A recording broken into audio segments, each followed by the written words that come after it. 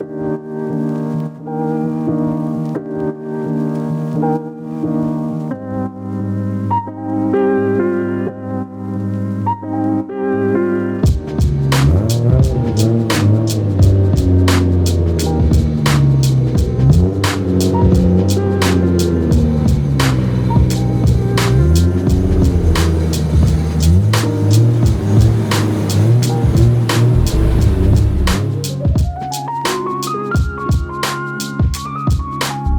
do we got today? Yeah, so this is the first car that I've ever imported. It's my personal and company vehicle. It's a 97 Toyota Chaser JZX100 Tourer V. So manual transmission, 1J, you know? The best sounding JZ, in my opinion. Yeah, man, it sounds pretty good. I got a full HKS exhaust on it.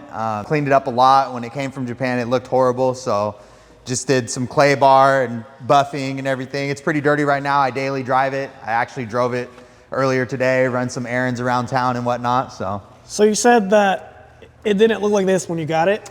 No, not necessarily. No, it was pretty beat, man. The headlights were pretty oxidized. Is this the same headlights that came with the car? Yeah. So those are the same headlights that were on it.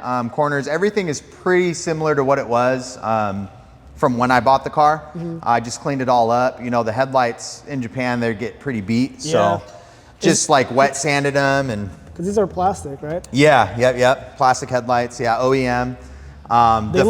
They look brand new. Yeah. They look brand new. Yeah, I thought it was brand new.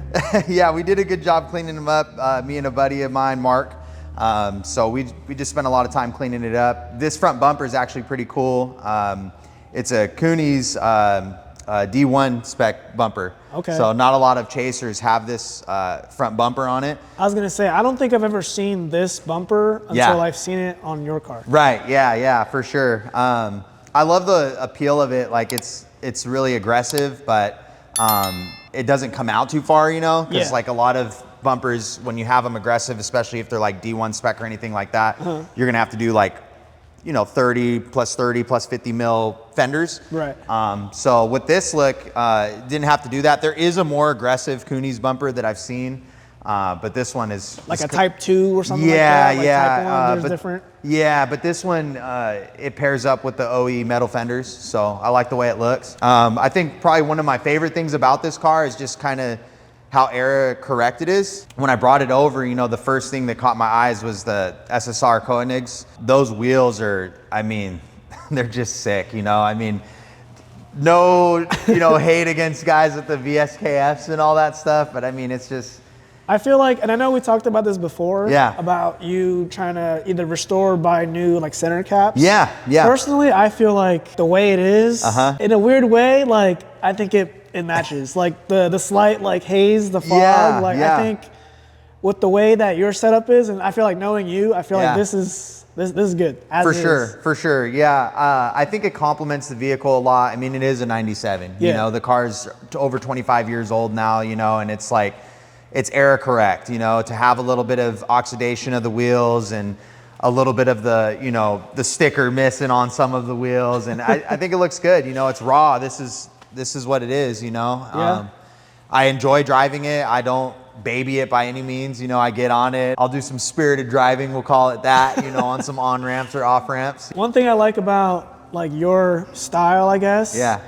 Or your taste maybe, is like you like all the little stuff. Like the HKS badging in the back, or you know, like the bride seats and like every little thing, even the rails, you know, like our bride rails. I feel like most people, if you can't see it, like you would get the bride seat, you know, but the rails would be something else. Right. A lot of people do weird rails and they mock up whatever they can just to get the seats in there. I made sure that I made everything kind of era correct, and my dog's in the way. Get out of the way, Bodie. Yeah, so got the Brid rails, Brid seats, old school Takata harnesses, man. Those things are OG.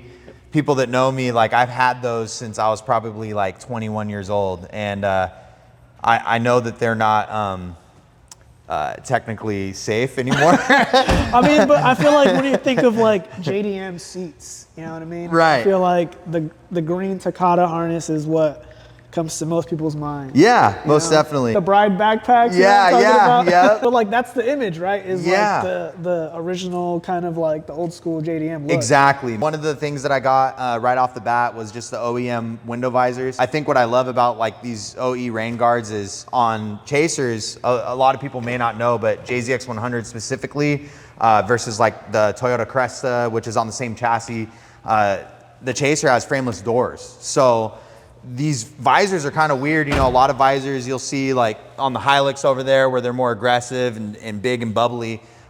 These are pretty specifically designed to be able to have that window swing through still and close. Right. I didn't even notice it was like one piece. Yeah, it's one long window visor. That's pretty cool. Yeah, it's pretty neat for sure. And then the steering wheel, you know, I wanted to go error correct too. That's like a OG Nardi center horn button there, and then a Drift Tengaku steering wheel, which is pretty neat. Some people may know, but there's, you know, a lot of drift magazines and DVDs. I grew up, you know, watching JDM Option, and you know, those guys were my heroes, man. Max Arido and you know, Kichi Tsuchiya. You call yourself old. I mean, how old did you say you were? 30? Let's not disclose age. No, I'm 34. I'm 34 years old. I mean, I'm 25, and I feel old. Yeah. Whenever I see like the best motoring, I see it through his YouTube channel. Right. I see older people that talk about they've seen it through, they rented the DVDs and stuff like that or whatever, you know? Yeah. So it's like we see it in different ways, but the younger people, like under maybe like 20, it's weird to think that there's a whole new generation of enthusiasts that don't even know like where a bunch of this stuff comes from. Yeah, you know what I mean, like, you know, those guys, like said, like Arido and Taniguchi, Tsuchiya, watching those guys growing up, Option especially, and watching like toe grunts. I mean, those guys kind of paved the road for all of us enthusiasts. You know, those guys were doing, you know, crazy downhills that weren't just drifting. I mean, drifting was part of it, but I mean, they're racing down the mountain. And in some cases, you know, coming around those corners sideways was quicker, you know, and I mean, just watching those guys and how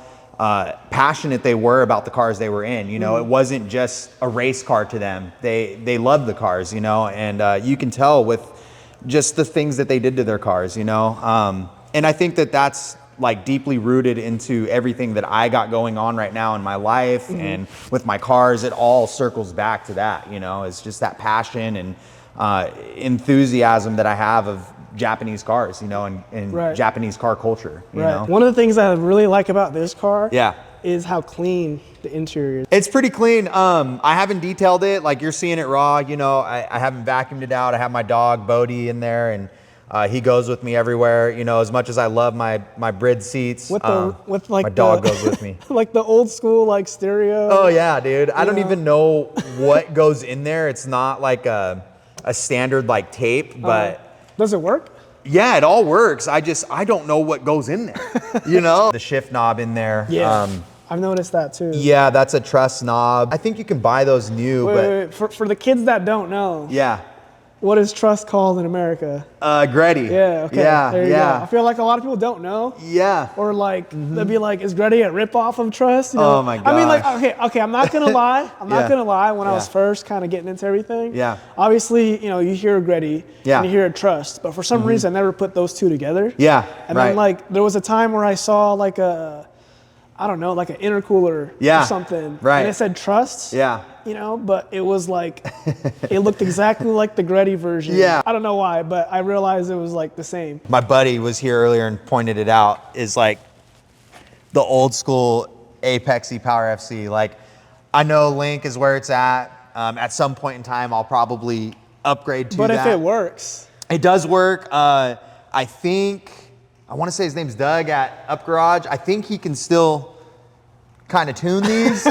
I can turn the ignition on too, so you can kind of hear everything kick on. It's really cool. Some old school Deafy gauges. What did you say that was, the Muse one? Yeah, so this will, so here's, I don't know if you can hear that, but that's the toll reader there. It's just letting you know the card's not in there. This will read out like what your air and fuel is, your ratio is, but this actually also is for your traction control system. Okay. So you can actually use this and shut off your traction control. It'll override the factory TRC here. So it's pretty cool. So is this hooked up to like a fuse box or like the ECU? Yeah, I think this is tied into the ECU, and it overrides the factory traction control. So like vehicles that don't have this system, you just hit the TRC button off here, but you can actually shut off your traction control here. So if you look here, and when I hit this button, it'll show on or off.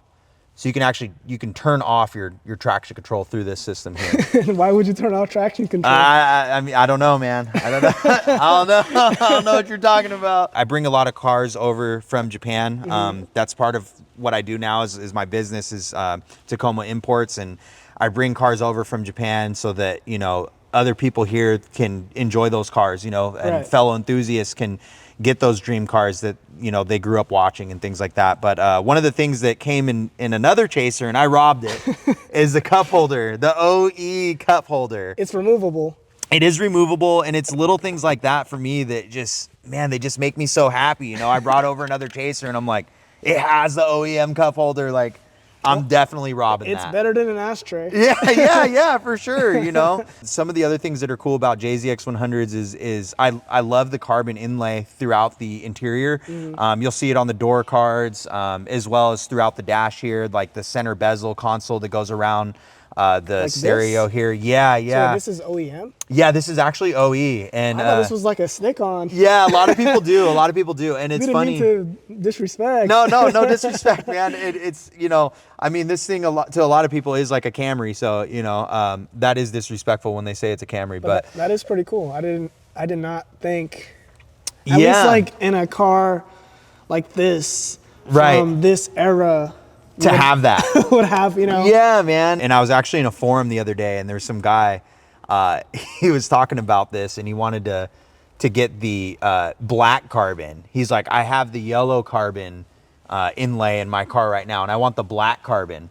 And I told him, I was like, hey man, I'll trade you my black carbon for your yellow carbon with some money on top. Well, what people don't realize is this over time it ages, and it actually yellows. So this came yellow or this came black? So it comes black, it's dark, and then over time as it sun fades, it'll start to yellow. And I just thought it was funny because, you know, once I posted that, commented on that, so many people were liking it and laughing, and because the guys that know, they know that that's just, it's the same thing. It's the same thing, man. It's just age, you know. But that guy didn't know. We were just trolling him a little bit, but he figured it out. But you can get OEM new replacement. I'm not sure if Toyota still sells it new. Like old stock? Yeah, I think it's probably old stock. I've looked on eBay and seen some replacement. So you can get, you know, a fresh, brand new black. But if you look like even on my door panel there, you can kind of see where it's starting to wear and stuff. And that type of stuff, man, honestly, it doesn't bother me. You know, I think that it gives the car character. I'm not by any means trying to make this like a show car. Like a full restoration. I'm not going for that, man. Replacing every window switch. Yeah, I'm not with that, you know, like I drive this car, I enjoy it, you know, and it's, for me, it's all about just the character of the car and keeping it era correct for me. Even this gauge pod cluster, this thing here, yeah, you know, I don't know what it is about in Japan, but they would screw everything in. I don't know, from side skirts. It's a point of no return type mods. Yeah, I don't know why they do that, but it's really cool because this gauge pod cluster here it's pretty neat because it actually, you know, forms to the like it's like contouring with the dash. Yeah. And I really love that. Another thing that's kind of cool is in here is a radar detector. I don't know if you can see it there, but that is a OG like Japanese radar detector. Is it the same like bandwidths and stuff like that? I don't know if it's picking up the right frequency. I will tell you this, when I'm driving and I'm going through like one of those traffic light cameras, it goes off before too. So it is nice. That thing goes off and it does help me.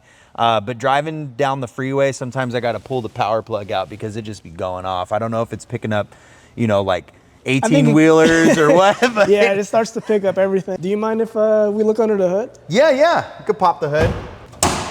So a lot of this is original, how I got it when I imported it from Japan.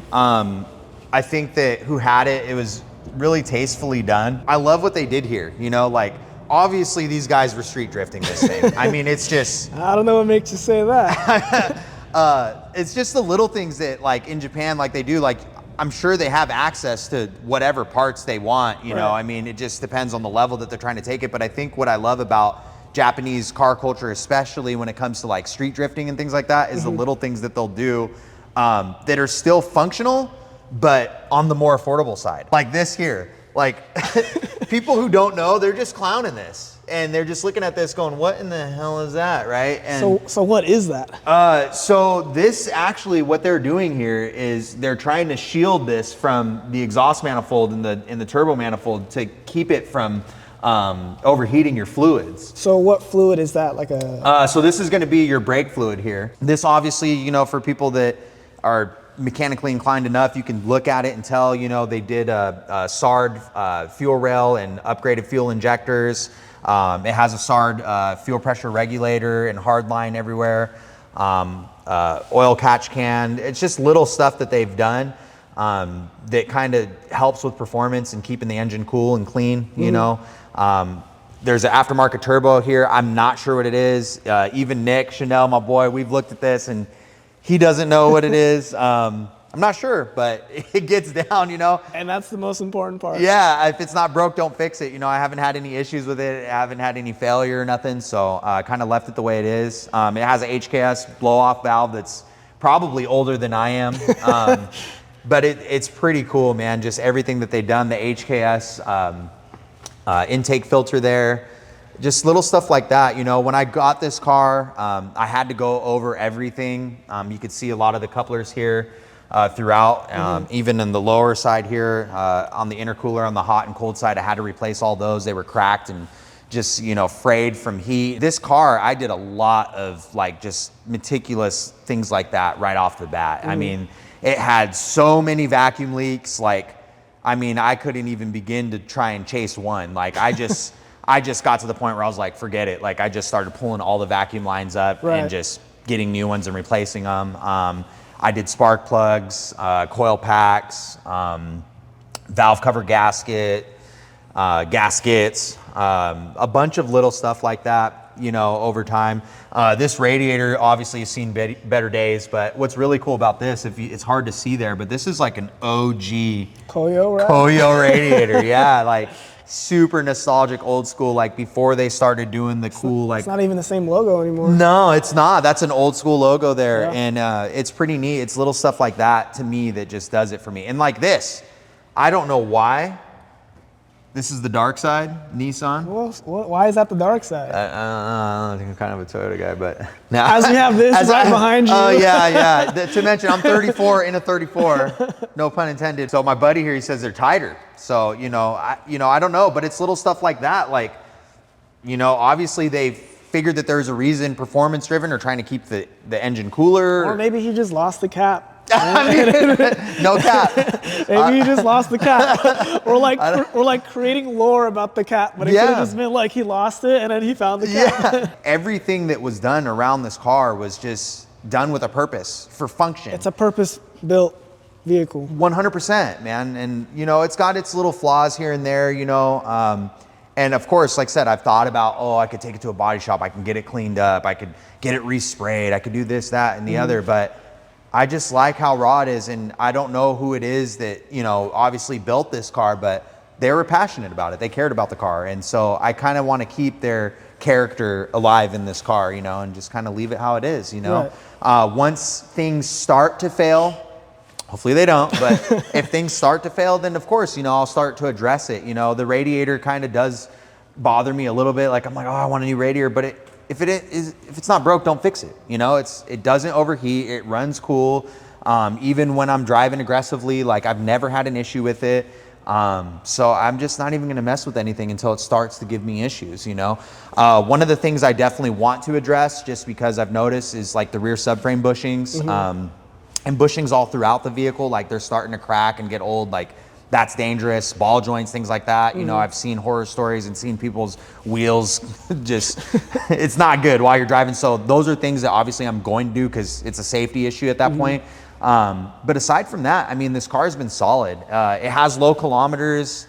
If I remember right, it's under 100,000 kilometers. I think it said like 90 something. Yeah, 92,374. So relatively low kilometers for a 97. And it sounds great, man. Like, I can start it up if you want to hear it. Let's hear it. The HKS exhaust and everything sounds really good.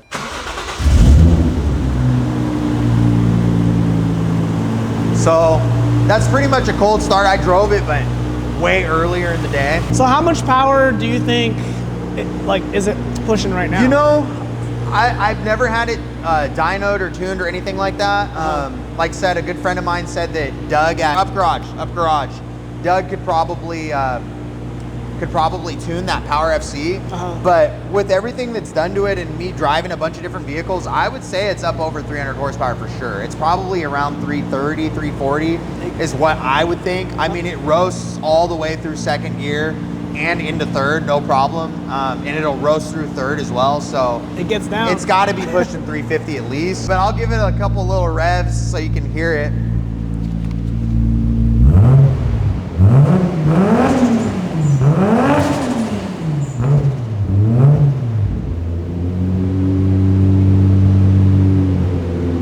That sounds pretty good. Yeah, this car makes me happy. For sure. Another thing is here is it's just got kind of like a skirt on it. I don't know exactly what the name kind of thing. Yeah, and it's got the OEM bumper, and I love that about this car. Like I have a couple other chasers here, and they're fully kitted, but I really like this look. Like it's just subtle but stylish. It almost looks OEM. Like yeah, OEM it does. Yeah, like and slightly, I guess. And I don't know if that's TRD or what that is, because I've seen some factory TRD kits that come on these chasers, and they kind of have. I'm not sure what that is. I don't want to misinform. Like I don't know, but that's exactly what I love about it. Is it has an OEM look that's a little bit more aggressive, but still stylish. It's sporty, right? Just enough. It ties it in with the front too. It does. It does. And the whole car just kind of flows together. I actually have some Ganadors to put on it, and they're real Ganadors. They're not knockoffs. I think GK Tech. Yeah, man, nah, it's not. And I think whoever built this car in Japan, like they would want there to be OE.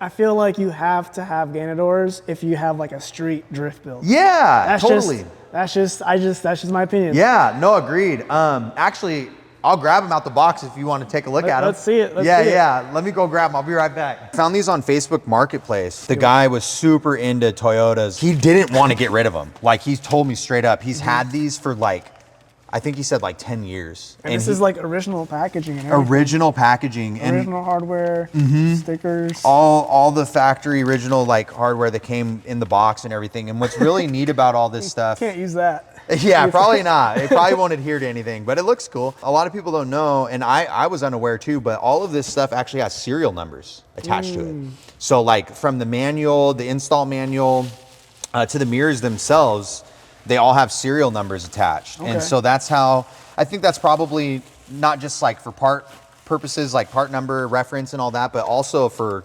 authenticity, right? To verify that it is in fact a real part.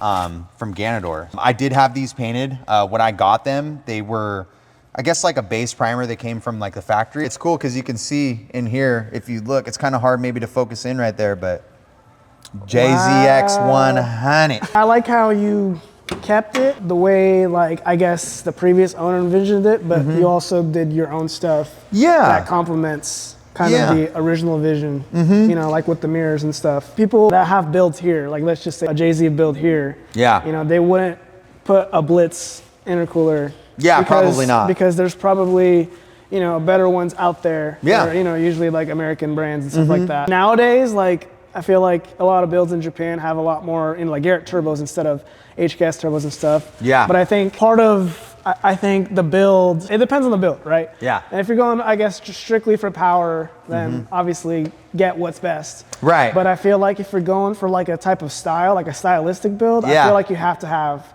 you know, like the Blitz intercooler, you know, like the HKS turbo, stuff like that. So, it all flows together, right? Yeah. I don't want to call it the culture, you know, but like part of the aesthetic. Yeah. You know, like. Absolutely. And it has its own like sounds, you know, look and stuff like that too. Yeah. So, I mean, even like, you know, the coils that are on this has Cusco coils on it too. And I love that about the car. There's just a lot of things is exactly what you're saying. They're going with a certain vibe, a certain aesthetic, and it flows throughout the entire car. And I want to keep that true, just rooted to what that whole design was, you know, thought through by whoever owned it before, you know? Well, thanks for having me. Yeah, no problem, man. Next time, you have to show us the other stuff. Yeah, we got some cool cars in here.